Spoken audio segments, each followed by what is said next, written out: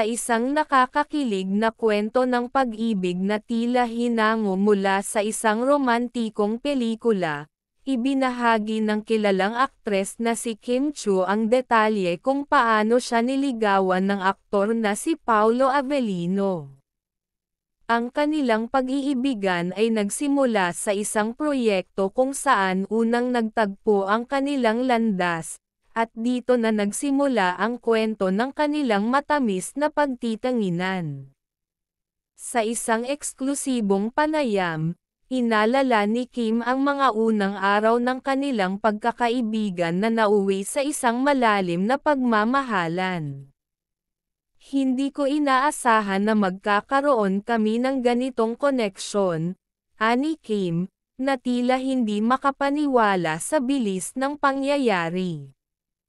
Si Paolo ay palaging maalaga at laging nandyan para suportahan ako. Ayon kay Kim, una niyang napansin si Paolo dahil sa kanyang kahinahunan at pagiging maalalahanin. Napaka-gentleman ni Paolo. Lagi siyang may dalang bulaklak sa set at lagi niya akong pinaparamdam na espesyal ako. Hindi siya katulad ng iba na magaling lang sa salita, dahil si Paolo ay talagang ipinakita ang kanyang pagmamahal sa gawa. Bago pa man naging opisyal ang kanilang relasyon, marami na ang napapansin sa kanilang matamis na pagtitanginan. Si Paolo ay hindi nag-atubiling ipakita sa lahat kung gaano niya kamahal si Kim. Napaka-persistent ni Paolo. Hindi siya sumuko kahit na busy kami pareho. Talagang pinakita niya kung gaano niya ako kamahal, pagbabahagi ni Kim na tila lumulutang pa rin sa saya ng kanilang pagmamahalan.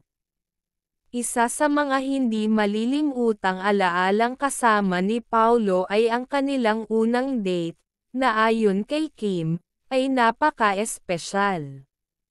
Dinala niya ako sa isang simpleng restaurant na paborito ko.